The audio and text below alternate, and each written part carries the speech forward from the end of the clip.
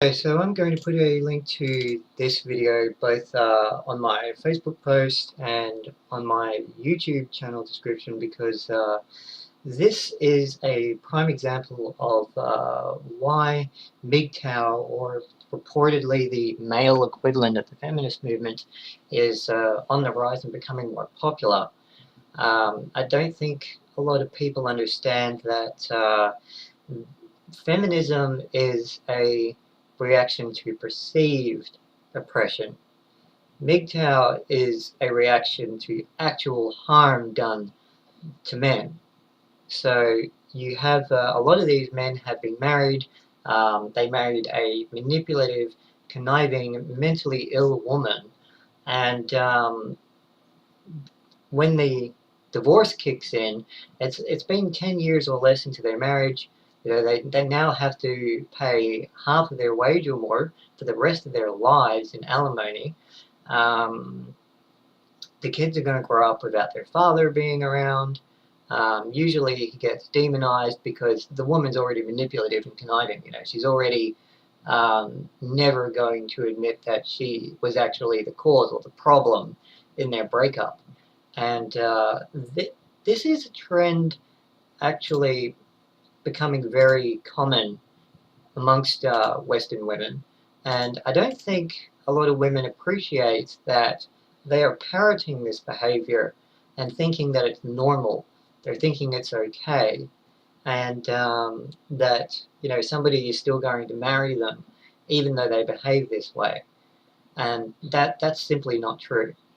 There are a lot of men who are trying to say that there is a problem with women emulating these feminist Nazi-style weaponized propaganda, and that they're not falling for it anymore. You know, they've put the foot down. They're saying, either you cut this out or you are never getting married. Period.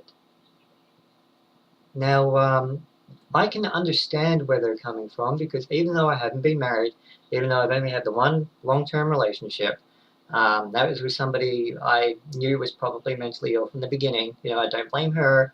I know that she's manipulative and conniving as well, but you know, that was my own dumb fault. So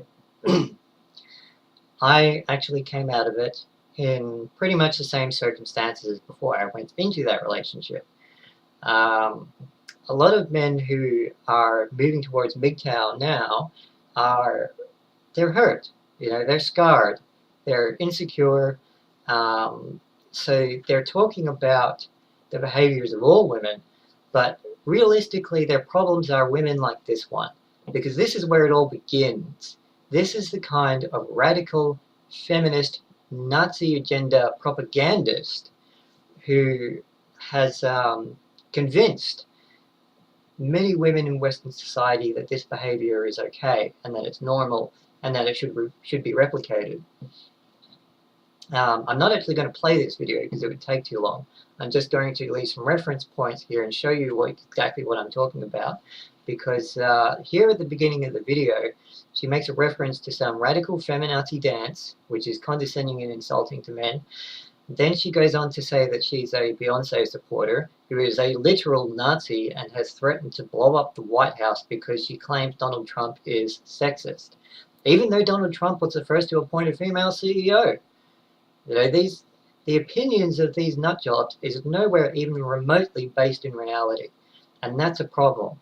That is the problem which never used to get tolerated before second wave feminism in the 70s and the 80s. That's where society has really started to take a really strong negative downturn. And you know, it's been 50 years and society is still trying to pretend like this doesn't happen, like it doesn't exist. I mean, here she's trying to say that she's got a PhD in a Bachelor of Arts majoring in history and that she's successful.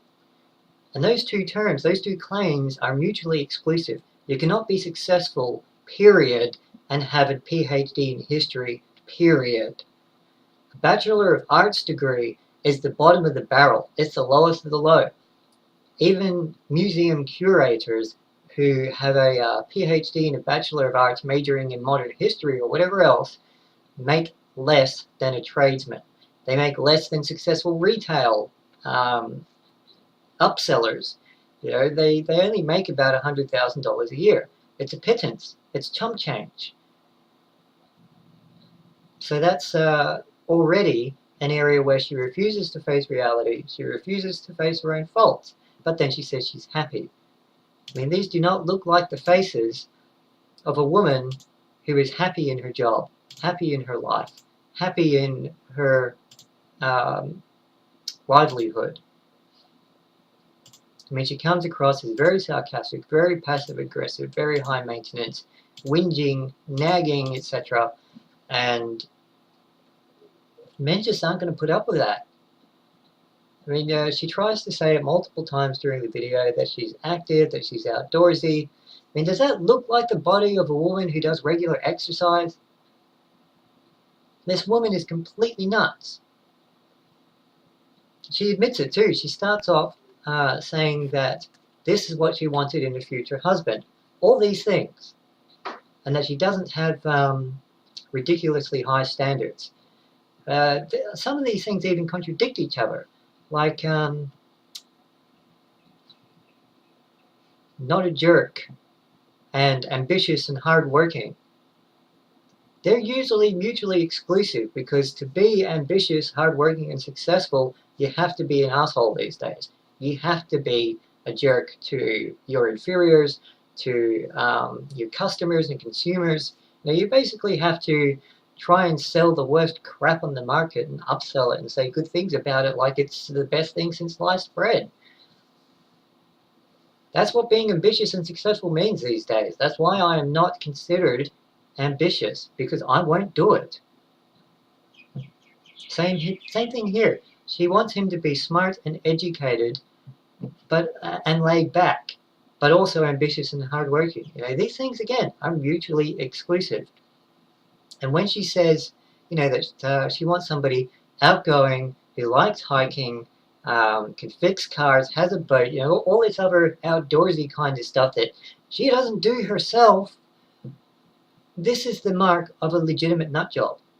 This is the mark of a woman who has no idea who she truly is. And over the last 15 years or so, it's dwindled to this. Just 5 points.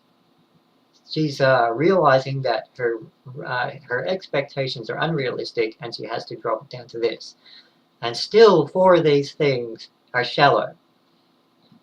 Taller than her means that she just wants that instinctual need to feel protected, sated.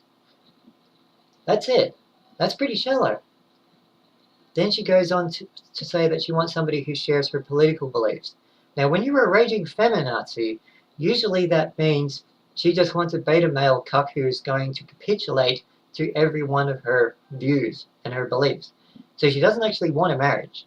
She doesn't want a husband. She doesn't want another person. She just wants her needs met. Which obviously is contradictory with the third point of smart, because no smart man is going to do that. No smart man is just going to be a yes man and give her everything she wants and let her continue on with her delusional tendencies. Which gets to the fourth point, ambitious. As I've just explained, you cannot be ambitious in today's society without being a jerk. And a smart man is usually going to realize this. So this whole combination of things points to the fact that she just wants a shallow, stuck-up, deluded beta male who is going to capitulate to everything she wants, but has a good sense of humor. I mean, sense of humor is pretty much the only thing there that isn't exorbitantly shallow. And even then, what these kinds of women are usually saying is that she just wants a man who is going to make her laugh all the time. She doesn't want to make him laugh. That'd be ridiculous. I mean, just look at her other demands. Obviously, she's very self-centered, very selfish, has a very high opinion of herself, and this is that last couple of lines I said there about being selfish, self-centered, stuck up, high opinion of herself. That is what's carrying over to a lot of Western women. A lot of Western women are refusing to address their shortcomings. That's why MGTOW and anti-feminists are rising in popularity. It's got nothing to do with any kind of misandry or misogyny. It's got to come down to the fact that men are genuinely being treated like crap, and women expect us to tolerate this, and we're not. I'll be the first to say it, because I actually started on a similar path before I even got married or got into a long-term relationship. Men are not tolerating this anymore, and we don't care if you agree or not. We don't care if you think this is a right or wrong analysis. These are our demands. It's time that women actually start realizing, if they don't capitulate, if they don't start respecting the concept of personal responsibility and to stop blaming men for everything, essentially they're going to end up forever alone without kids and never married. That's the hard line here. And we have that power. Women have been trying to weaponize marriage and the reproductive capacity for so long now that men have simply turned around and gone, you know what, we can play this game too. And we can actually play it better. Because men can actually go without women. I've done it for something like 8 years of my adult life or more. And women don't seem to appreciate that. I really want to bring across the point here that this might be seen as childish to a lot of women who watch this video, but at the end of the day, this is a reflection of your own activity and your own beliefs. So if you think that we're being childish or stuck up or whatever else, welcome to the 21st centuries, ladies. This is how you have been behaving for the last 50 years.